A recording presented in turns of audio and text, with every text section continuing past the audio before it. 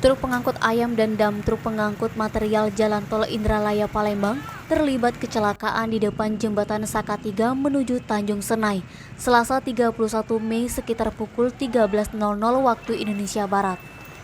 Menurut Iskandar, petugas pengatur jalan, peristiwa kecelakaan tersebut bermula ketika truk pengangkut ayam bernopol BG 8968HS warna kuning melaju dari arah Simpang Muara Meranjat menuju Indralaya.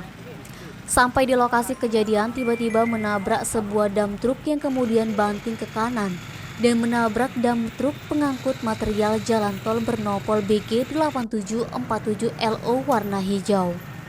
Dam truk pengangkut material jalan tol tersebut dalam kondisi berhenti karena setelah itu akan menuju proyek jalan tol yang ada di kawasan Tanjung Senai.